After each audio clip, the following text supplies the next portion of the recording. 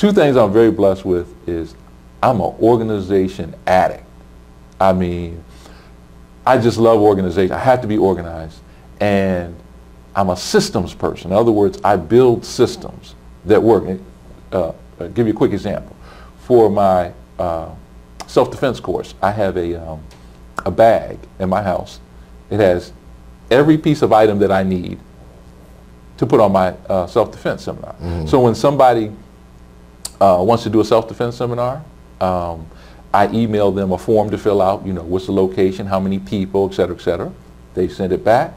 We confirm a date. Literally, all I have to do is grab my bag and go. Everything is in this little compartment, good to go.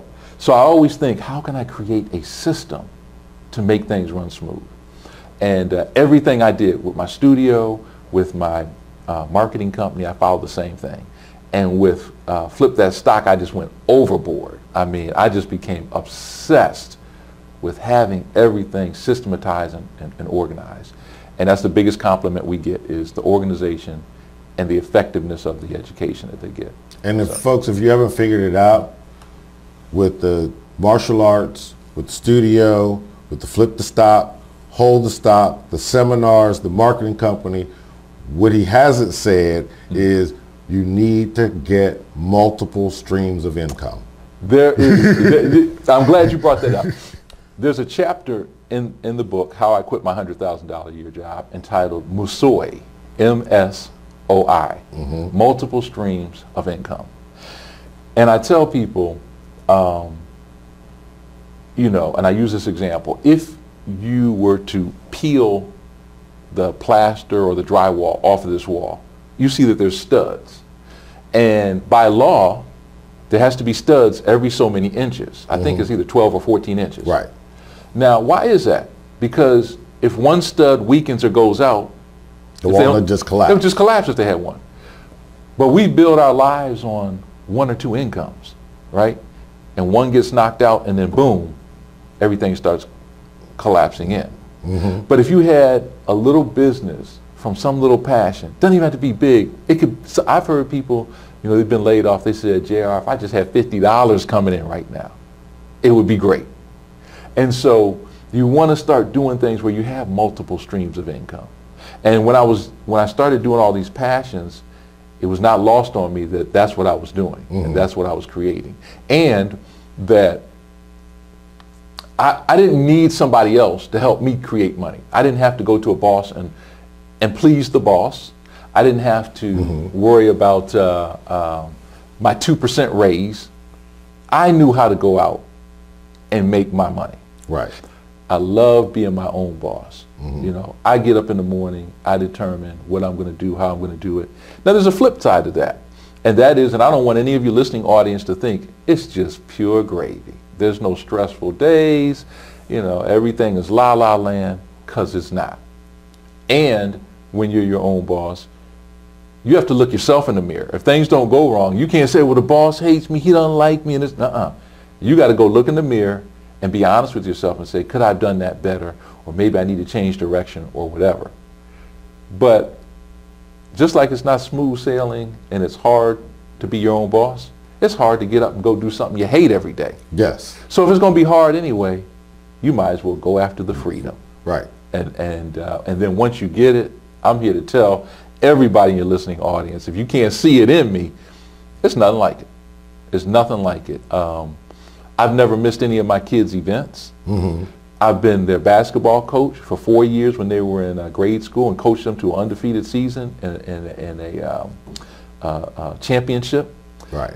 And I could do that because I was my own boss. I can't tell you how many parents came up to me and said, I'd love to do what you're doing, Coach Fenwick, but I can't get the time off work. And you can see it. Right. Some of them they're struggling just to get to the game. Yeah.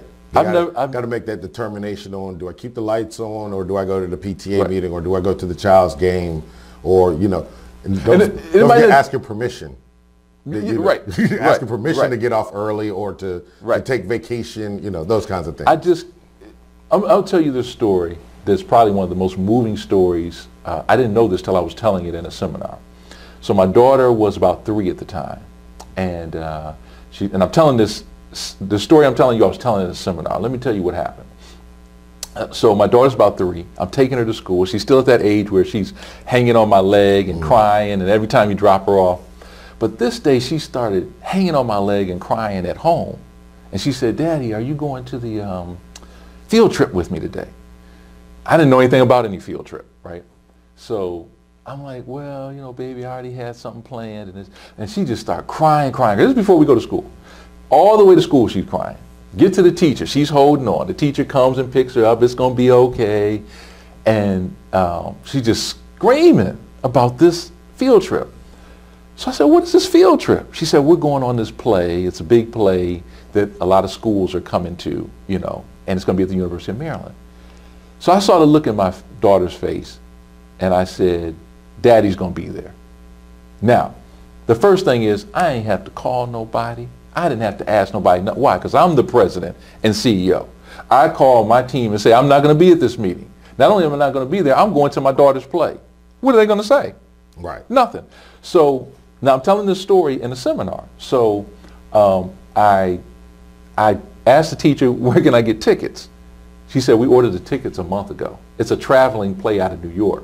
We have no more tickets." I'm like, "Dang, okay." So I said, she gave me the number to the ticket office in New York. There's a traveling play. The ticket office didn't open until 11. The play starts at 10.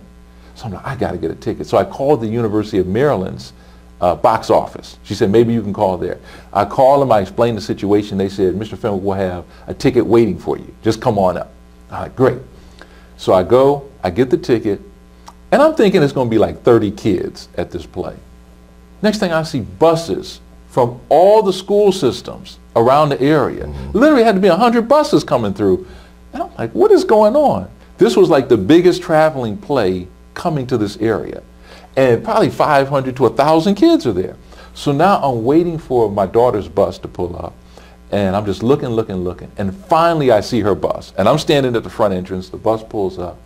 My daughter hops up and starts screaming, "That's my daddy! That's my daddy!" And she runs off the bus and gives me a big hug. What price do you put on that?